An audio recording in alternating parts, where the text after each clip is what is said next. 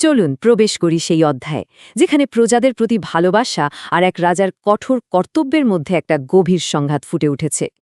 আচ্ছা, মনে আছে তো গত পর্বে কি হয়েছিল? রাম, সীতা আর লক্ষ্মণ যখন অযোধ্যা ছাড়ছেন, তখন প্রজারা তারা তো বিচ্ছেদটা কিছুতেই মেনে নিতে পারছিল না। সোজা রথের পিছনে পিছনে নগর ছেড়ে বেরিয়ে এলো। ভাবুন একবার, তাদের ভালোবাসা এতটাই গভীর ছিল যে তারা নিজেদের ঘর, পরিবার সব কিছু পেছনে ফেলে চলে এসেছিল, শুধু তাদের প্রিয় রাজকুমারের সঙ্গে থাকবে বলে। তো এই দীর্ঘ যাত্রার পর ক্লান্ত প্রজাদের নিয়ে রাম এসে পৌঁছলেন পবিত্র তমস নদীর তীরে।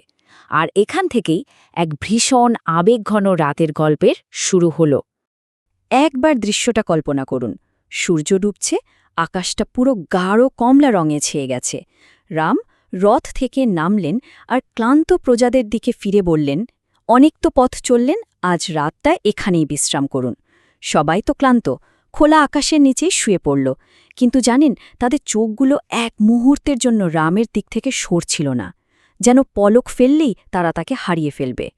এই দৃশ্যটা দেখে সীতার মনটা কেমন যেন করে উঠল। তিনি রামের দিকে ফিরে আস্তে করে বললেন, প্রভু, দেখুন ওরা আপনাকে কি ভীষণ ভালোবাসে। রাম মাথা নাড়লেন, কিন্তু এই নিঃস্বার্থ ভালোবাসাটা, জানেন, এটা যেন তার কাঁধে এক বিরাট ভার হয়ে চেপে বসছিল। আর ঠিক এখানেই রামকে একটা কঠিন সিদ্ধান্তের মুখোমুখি হতে হল। তিনি বুঝতে পারছিলেন যে ভালোবাসা তাকে ঘিরে রেখেছে, সেটাই হয়তো তার প্রজাদের জন্য ভীষণ কষ্টের কারণ হয়ে দাঁড়াবে। এই প্রশ্নটাই রামের মাথায় ঘুরছিল। আর তারপর গভীর রাতে যখন সবাই ক্লান্ত হয়ে ঘুমিয়ে পড়েছে, রাম একটা ভীষণ কষ্টকর কিন্তু খুব জরুরি সিদ্ধান্ত নিলেন। তিনি লক্ষ্মণ আর সারথি সুমন্ত্রকে ফিসফিস করে বললেন এই কথাগুলো। ভাবুন একবার, গলায় কি পরিমাণ যন্ত্রণা ছিল।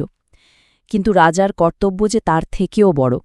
লক্ষ্মণ ভাইয়ের কষ্টটা ঠিকই বুঝলেন, আর এটাও বুঝলেন যে এই কষ্টকর সিদ্ধান্তটাই একমাত্র সঠিক পথ। ব্যাস, এরপরে শুরু হল সেই নিঃশব্দে চলে যাওয়ার প্রস্তুতি, রাতের অন্ধকারের আড়ালে।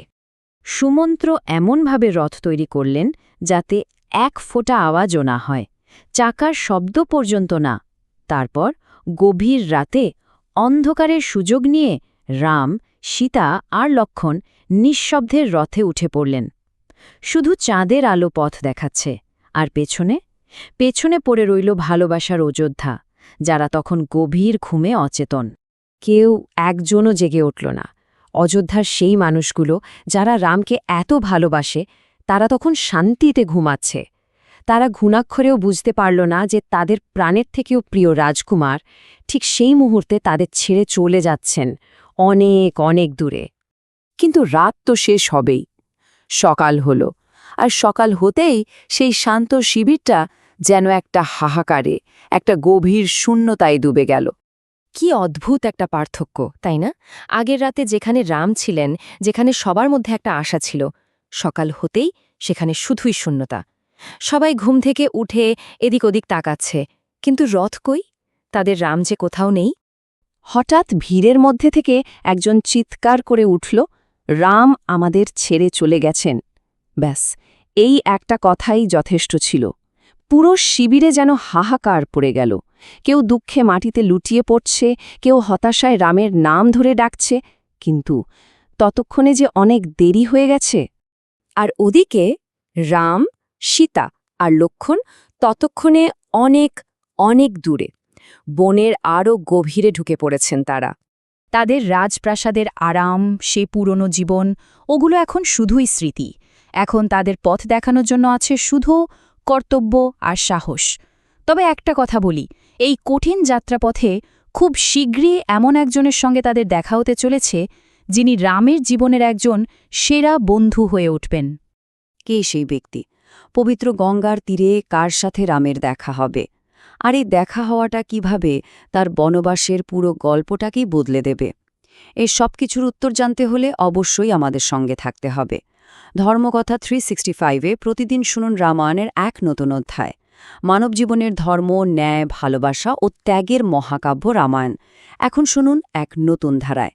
ধর্মকথা 365 আপনাদের নিয়ে যাবে এক অনন্য যাত্রায়, যেখানে প্রতিদিন একটি করে নতুন পর্বে উন্মোচিত হবে এই অমর কাহিনীর রহস্য ও মহিমা। চলুন একসাথে শুরু করি এই পবিত্র যাত্রা, রাম, সীতা, লক্ষ্মণ ও হনুমানের চিরন্তন কাহিনীর পথে।